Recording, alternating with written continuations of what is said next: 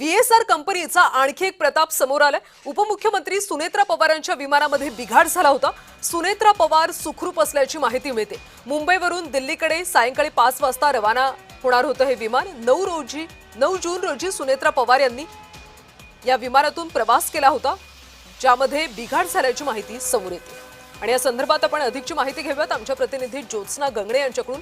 ज्योत्स्ना, खरं तर व्हीएसआर कंपनीच्या विमानातूनच सुनेत्रा पवार यांनी प्रवास केला आणि ते बिघडलं होतं अशी माहिती आता समोर येते। काय अधिकचे तपशील?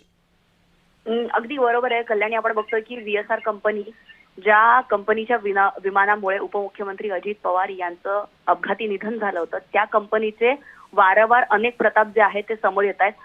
9 तारखेला ज्यावेळेस सुनेत्रा पवार हे महायुतीच्या बैठकीला, एनडीएच्या बैठकीला मुंबईहून दिल्लीसाठी निघाल्या होत्या, त्यावेळेस मुंबईच्याच विमानतळावरती व्हीएसआर कंपनीचं विमान आणि याचं संचालन म्हणजे ज्याचे पायलट वगैरे सुद्धा व्हीएसआर कंपनीकडून हायर करण्यात आलेले होते, त्यांच्या विमानामध्ये पुन्हा एकदा तांत्रिक बिघाड असल्याची माहिती समोर आली। आणि त्यानंतर विमान जे 5 वाजता संध्याकाळी 9 जून रोजी उडणार होतं ते 2 तास उशिराने उडवावं लागलं, कारण त्याच्यामध्ये तांत्रिक बिघाड होता। कोणतेही व्हीआयपी असो किंवा कोणतेही मोठ्या संख्येने जर विमानामध्ये प्रवासी प्रवास करणार असतील तर त्या ठिकाणी विमानाची आधीच सगळी तपासणी जी आहे ती करण्यात येत असते। पण असं असताना सुद्धा राज्याचे उपमुख्यमंत्री यांचं अशाच प्रकारे निधन झालं असताना व्हीएसआर कंपनीचे वारंवार हे प्रताप का समोर येत आहेत? नेमकं व्हीएसआर कंपनीला असा वरदहस्त कुणाचा आहे असा सवाल सुद्धा उपस्थित केला जात आहे। इतके कामकाजामध्ये त्यांची ढिलाई कशी काय आहे? कारण ज्योत्स्ना, खरं तर सुनेत्रा पवार यांनी व्हीएसआर कंपनीच्या विमानातूनच का प्रवास केला? त्यांनी या संदर्भातली काही प्रतिक्रिया दिली आहे का? त्यांच्याकडून काही माहिती मिळते का?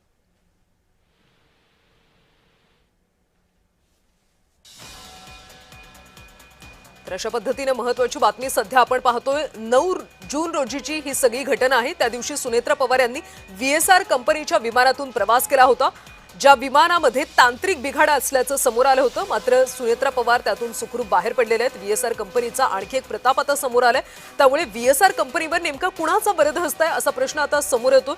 उपमुख्यमंत्री सुनेत्रा पवारांच्या विमानात बिघाड झाला होता आणि ते विमान व्हीएसआर या कंपनीचं होतं।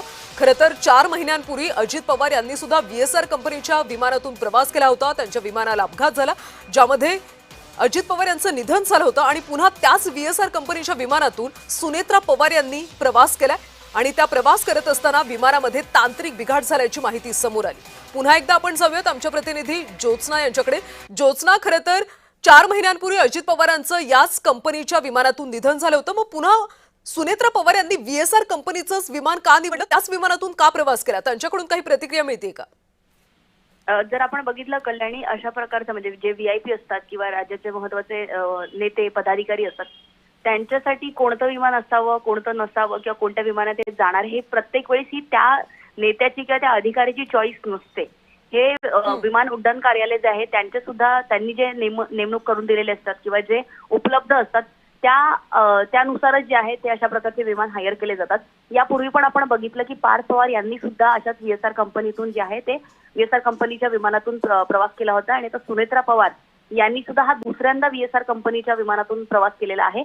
रोहित पवार यांनी वारंवार अजित पवार यांच्या कुटुंबियांना सल्ला दिला होता की व्हीएसआर कंपनीचे विमान तुम्ही वापरू नका। असं असताना आतापर्यंत पवार कुटुंबियाने 3 वेळा हे व्हीएसआर कंपनीचं विमान वापरलं असल्याची माहिती समोर आलेली आहे। आणि आता तर कहरच झाला की व्हीएसआर कंपनीच्या विमानामध्ये आणि व्हीएसआर कंपनीचेच पायलट असलेले, संचालन करत असलेले पायलट जे आहेत ते हे विमान उडवणार होते आणि तब्बल 2 तास उशीर याकरता झाला कारण विमानामध्ये तांत्रिक बिघाड होता। आणि विशेष म्हणजे हा तांत्रिक बिघाड असल्याची माहिती कधी समोर आली? ज्या वेळेस सुनेत्रा पवार ज्या आहेत त्या एअरपोर्टवरती पोहोचलेल्या होत्या, त्या थोड्याच वेळामध्ये जे आहेत त्या विमानाने प्रवास करणार होत्या। म्हणजे जेव्हा व्हीआयपी लोक अशा प्रकारच्या विमानात। ज्योत्स्ना, धन्यवाद या सगळ्या सविस्तर माहितीसाठी।